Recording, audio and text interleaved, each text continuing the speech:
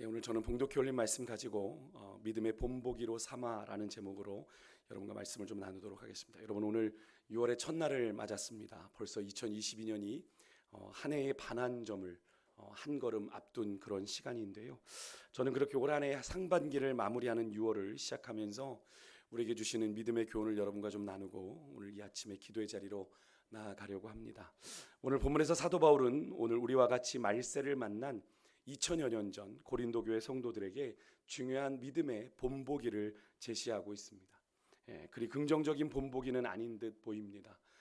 특별히 출애굽의 역사를 영광스럽게 경험하고 오늘 본문 3절과 4절에 나오는 것처럼 광야에서 하나님이 공급하시는 신령한 음식도 먹었고 신령한 음료도 마셨지만 결정적으로 약속의 땅에 들어가지 못하고 광야에서 도중 멸망당한 바로 출애굽 1세대들에 대한 이야기인데요.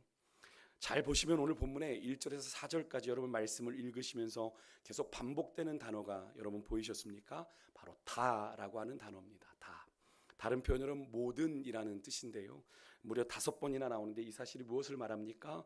이스라엘 백성들이 하나님의 은혜로 구름 아래에서, 구름 기둥 아래에서 또 바다 가운데로 지나며 다 신령한 음식을 먹고 신령한 음료를 마신 것이 누구에게만 특정하게 주신 은혜가 아니라 출애굽한 이스라엘 백성 모두에게, 모두가 누린 하나님의 은혜요, 하나님의 택한 백성으로서의 그들이 누린 하나님이 허락하신 특권이었다라고 하는 것을 말하고 있는 거죠. 여기에 한 가지 사도 바울이 2절에 이런 표현을 씁니다. 모세에게 속하여 다 구름과 바다에서 세례를 받고라고 하는 표현을 미루어 봤을 때 이 출애굽한 이스라엘 백성들이 당시에 사도 바울이 그들을 빗대어서 누구에게 이 편지를 적고 있는 거예요? 고린도 교회 성도들이요. 고린도 교회 성도들과 오늘 이 시대의 예수 그리스도를 믿는, 그래서 믿음으로 세례를 받은 우리 모든 그리스도인들과 같은 믿음의 상태에 놓여 있다라는 것을 언급하고 있는 거죠. 사실 세례라고 하는 개념이 구약에는 없는 개념이잖아요.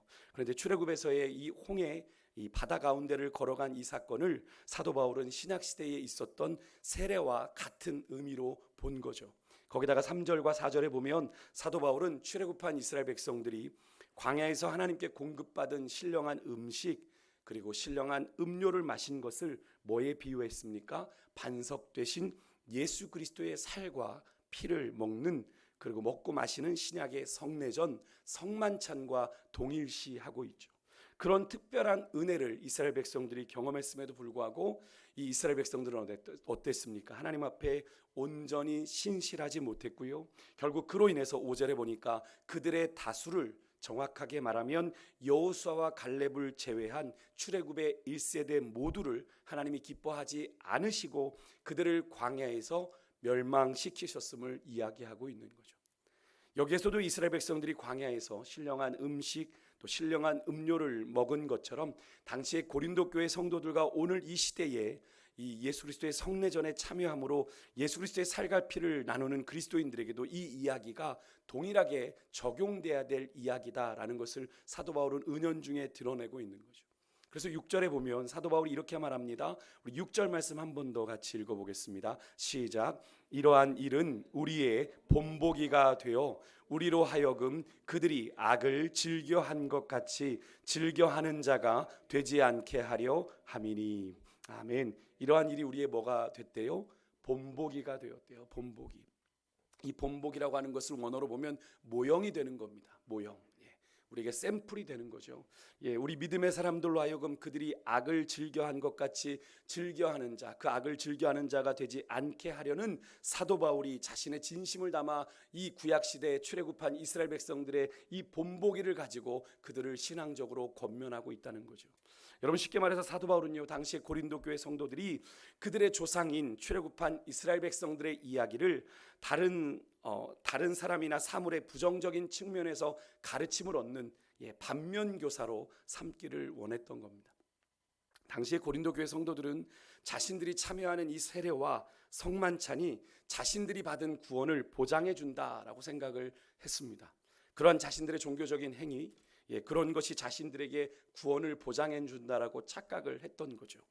여러분, 그런 그들의 착각에 경종을 울리듯 사도 바울은 그들의 조상들도 홍해를 건너므로 세례를 받았고 광야에서 40년간 하나님의 신령한 음식과 음료를 마심으로 주의 만찬에 참여했지만 그들이 모두 주님이 약속하신 약속의 땅에 이른 것이 아니다 라고 하는 이 사건을 언급하면서 주님 다시 오셔서 구원의 은혜가 완성될 때까지 우리 또한, 고린도교회 성도들 또한 두렵고 떨림으로 구원을 이루어가야 된다라고 권면을 하고 있는 건데요. 여러분, 구원은 전적인 하나님의 은혜이죠. 아멘이십니까? 우리가 무언가를 했다고 구원을 보장받는 것 아니죠. 우리가 하는, 하나님 앞에 하는 모든 신앙적인 행위는 그 구원의 은혜에 감사하는 마음으로 하는 행위죠. 우리가 그것을 하기 때문에 우리에게 구원이 보장되는 게 아닙니다. 그래서 우리의 어떤 노력과 수고로 얻어진 것이 구원이 아니라 하나님의 전적인 은혜로 말미암아 의롭다 하심을 받은 존재가 바로 우리들이죠. 그래서 우리가 참여하는 여러 가지 종교적인 행위, 오늘 본문에서 사도 바울이 다루는 세례, 성만찬 같은 종교 행위가 우리의 구원을 보장하는 것이 아닙니다. 아무런 마음 없이도 예배 자리 나와 앉아 있을 수 있고요, 세례 받을 수 있고요, 여러분 성만찬에도 그냥 참여할 수 있습니다. 겉으로 볼 때 알 수 있나요? 하지만 하나님은 뭘 살피십니까? 우리의 중심을 살피시는 거죠. 쉽게 말해서 우리가 교회 다닌다고 다 구원받는 것 아니라는 거예요. 다 그리스도인이 아니라는 거예요. 우리는 연약한 존재로 얼마든지 언제든지 죄 가운데 넘어져서 우리가 구원에 낙오될 수 있는 존재다라는 사실을 우리가 기억해야 되는 거예요. 그래서 사도 바울은 출애굽한 이스라엘 백성들의 네 가지 죄악을 구체적으로 언급하면서 이야기하는데, 이스라엘 백성들의 네 가지 죄악이 뭐로 언급됩니까? 처음에 우상 숭배, 두 번째 음행, 그리고 하나님을 시험하는 것, 그리고 하나님을 원망하는 죄를 이야기하죠. 당시에 이 편지를 받아 읽는 이 고린도 교회 안에도 이런 죄가 있었던 거예요. 얼마든지 과거 이스라엘 백성들이 그랬던 것처럼 그들도 하나님 앞에 그렇게 범죄함으로 구원의 역사에서 낙오되거나 여러분 얼마든지 실패할 수 있는 존재다라는 사실을 사도 바울은 고린도 교회 성도들에게 인식시켜 주는 거예요. 상기시켜 주면서 그들에게 과거 너희들의 조상 이스라엘 백성들의 이야기를 중요한 믿음의 본보기로 반면교사로 삼아 너희들이 믿음 안에 정진해라 당부하고 있는 건데요. 그것이 조금 전에 읽었던 6절 후반부에 나오는 악을 즐겨하는 자가 되지 않게 하려 함이다라는 말씀의 의미예요. 여러분, 사도 바울은요, 하나님의 말씀인 이 성경이 과거의 어느 한 시대의 사건, 역사에 대한 기록이 아니라 오늘 이 시대를 살아가고 있는 우리를 위한, 그리고 우리를 향한 하나님의 말씀인 것을 여기에서 강조하고 있는 겁니다. 그래서 우리가 이 하나님의 말씀을 오늘 내게 주시는 말씀으로 여기고 어떻게 하는 거예요? 매일같이 그 말씀을 묵상하는 거죠. 그때 그 사건으로 묵상하는 것이 아니라 오늘 나에게 주시는 말씀으로, 살아계신 하나님의 말씀으로 묵상하는 이유가 바로 그것이죠. 여러분, 우리가 이 하나님의 말씀을 나와 무관한 그때 그 시절의 말씀으로 여긴다면, 여러분 지금도 살아계셔서 역사하시는 그 하나님의 말씀으로 인한 우리의 삶의 변화는 절대로 일어나지 않을 뿐 아니라, 하나님의 말씀은 살았고 운동력이 있어 좌우의 날선 어떤 것보다 예리하여 혼과 영과 관절 골수를 찔러 쪼개기까지 하며 우리의 마음의 생각과 뜻을 판단하는 히브리서 4장 12절의 말씀이 우리에게는 절대로 경험되지 않는 거죠. 여러분 잊지 마시길 바랍니다. 이 하나님의 말씀은 과거 어느 한 시대의 사건에 대한 기록이 아니라 오늘 이 시대를 하나님의 택한 백성으로 살아가고 있는 여러분과 저, 우리를 위한, 우리를 향한 오늘 나에게 주시는 살아계신 하나님의 말씀입니다. 이 사실을 우리가 분명히 인정하고 믿을 때 비로소 우리의 삶에 이 말씀의 참 능력이 경험되는 거죠. 그래서 사도 바울은 11절에서 다시 한번 과거 이스라엘 백성들의 그 이야기가 너희들에게 본보기가 되고 말세를 만난 고린도 교회 성도들뿐 아니라 이미 말세로 우리가 살아가고 있는 여러분과 저를 영적으로 깨우치기 위해서 이 말씀을 기록했다고 얘기하고 있는 거죠. 구약의 사건이 신약의 성도들에게, 또 더 나아가 2000년이 지난 오늘을 사는 우리 성도들에게 어떤 의미를 가지고 있는지 말씀하고 있는 건데요. 그래서 사도 바울은 지금까지의 영적인 권면이자 경고의 내용을 정리하면서 이렇게 마지막 당부를 합니다. 여러분, 이 사도 바울의 당부는 2000여 년 전 이미 말세가, 주님이 승천하시면서 말세가 시작됐죠. 종말이 시작된 겁니다. 말세를 만난 고린도 교회 성도들처럼 동일하게 말세를 살아가고 있는, 새로운 한 달 6월을 시작하는 여러분과 저에게도 주시는 중요한 권면의 말씀인데요. 뭐라고 말하고 있는지 우리 12절 말씀을 한번 같이 읽어보겠습니다. 시작. 그런즉 선줄로 생각하는 자는 넘어질까 조심하라. 아멘. 이것을 우리가 그냥 교만에 대한 이야기로 우리가 그냥 치부할 수 있지만, 여기서 서 있다고 생각하는 자들은 언제든 넘어질 수 있음을 조심해야 한다라는 이야기죠. 여기서 서 있다는 건 어디에 서 있는 겁니까? 믿음 위에 서 있다는 이야기입니다. 내가 믿음 위에 서 있다는 것을 말하고, 넘어진다는 건 믿음에서 떨어져 구원의 자리에서 낙오되는 것을 의미합니다.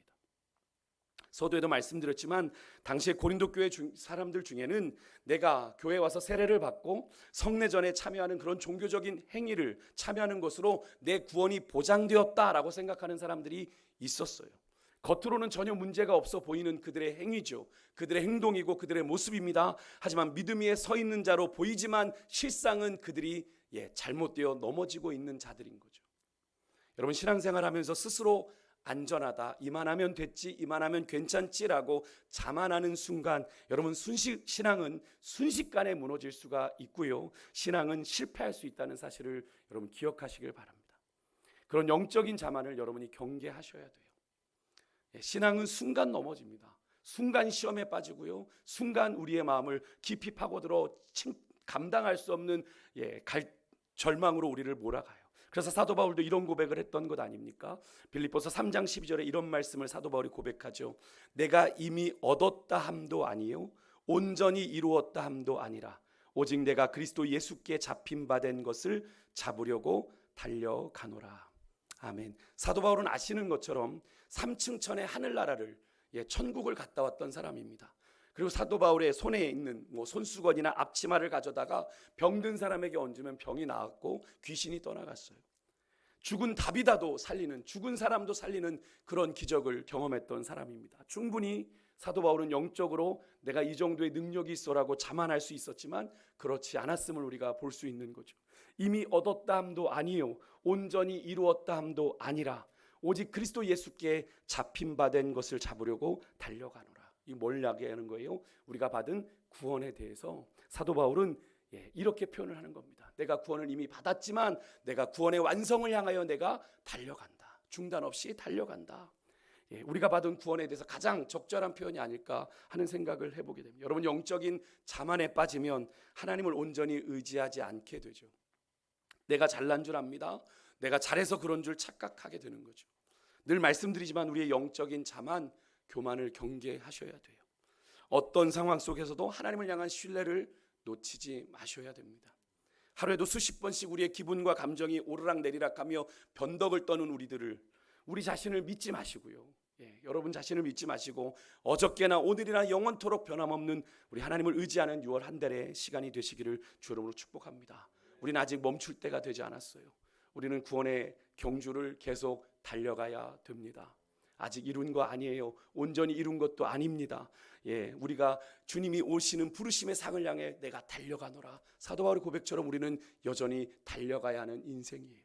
끝으로 사도 바울은요, 조금은 부담스러운 경고의 말씀을 13절에서 고린도 교회 성도들에게 이런 위로와 격려의 말씀을 전합니다. 우리 13절 한 번 더 같이 읽겠습니다. 시작. 사람이 감당할 시험 밖에는 너희가 당한 것이 없나니 오직 하나님은 미쁘사 너희가 감당하지 못할 시험 당함을 허락하지 아니하시고 시험 당할 즈음에 또한 피할 길을 내사 너희도 능히 감당하게 하시느니라. 아멘.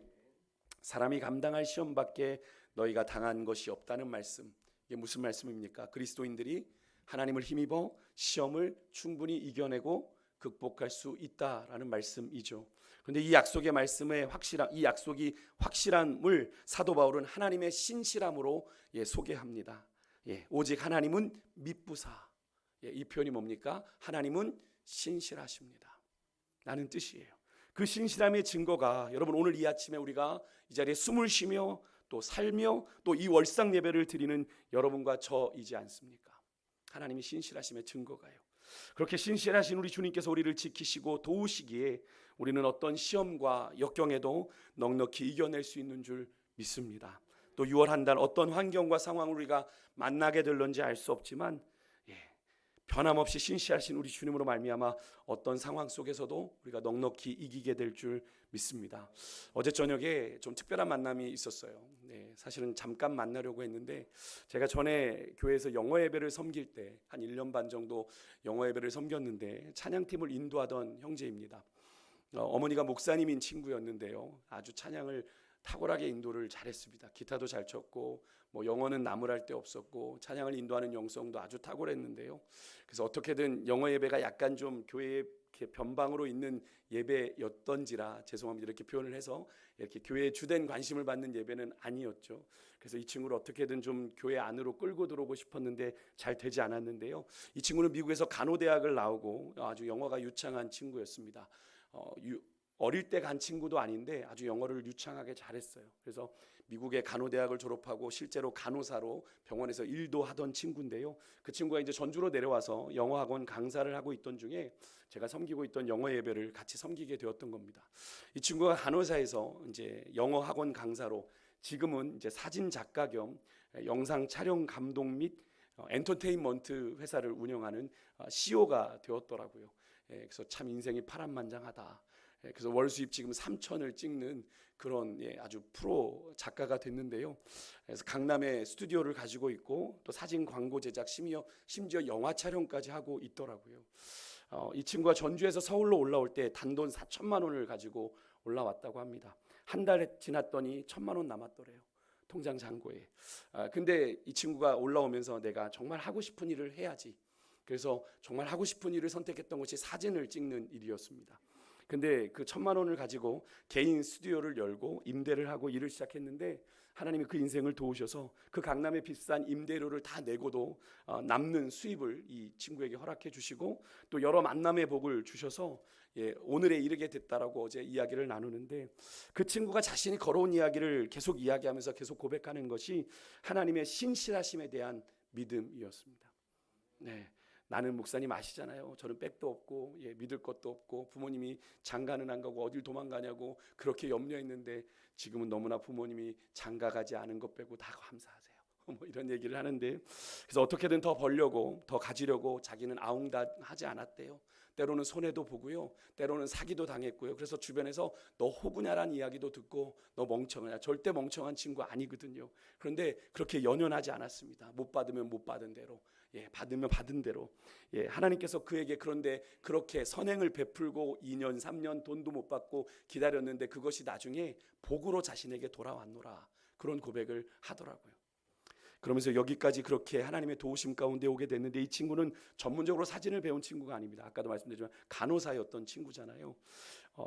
근데 영어가 되니까 이 친구가 여러 가지 영어 동영상 강좌를 통해서 사진을 독학했고 지금은 아주 프로 작가, 연예인들 찍는 프로 작가의 경지에 도달하게 된 건데요.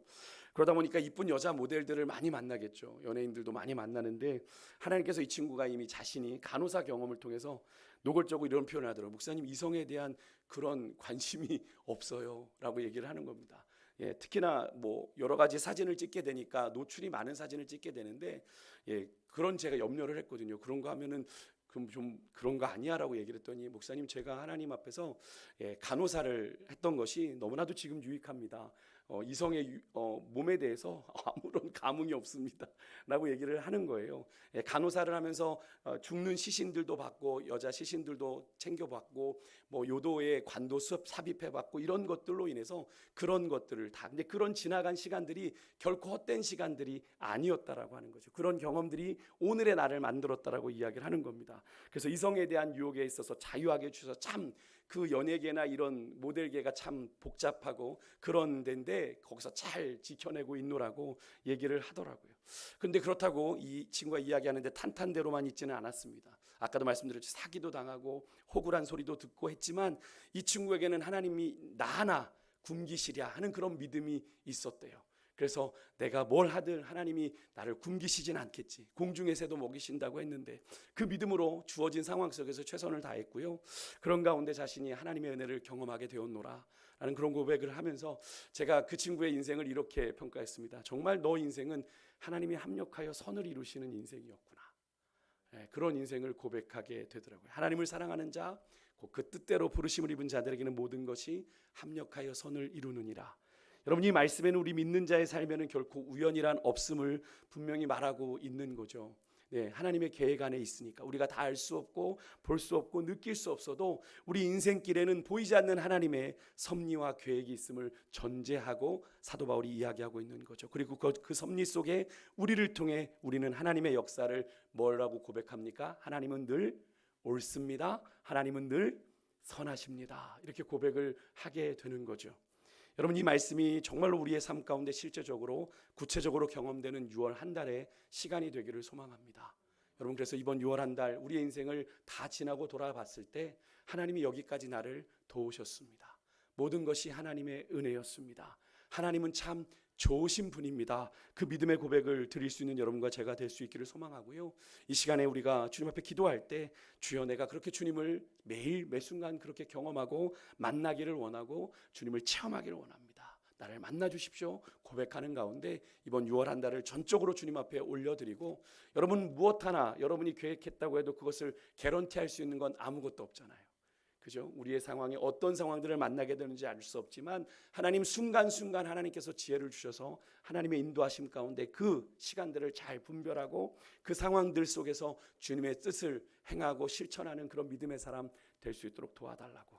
저는 어제 그 친구의 만남이 우연 같지 않더라고요. 한 달을 마무리하고 한 달을 시작해가는 목사였지만 제가 그 친구의 이야기를 들으면서 제 안에 하나님을 향해서 던지고 있었던 질문들에 대한 해답을 참 많이 얻었습니다. 참 순전하게 하나님을 의지하고 신뢰하고 있는 그 친구의 삶을 보면서 참 나름 많은 계산을 하나님 앞에 계산기를 두드려가며 하나님 앞에 믿음을 이야기하고 있었구나. 하나님은 나에게 여전히 신실하셨는데라는 그 고백을 하게 됐는데요. 오늘 이 아침 우리가 주님 앞에서 우리의 믿음 없음을 하나님 앞에 정직하게 고백하고 믿음 달라고 기도하십시다.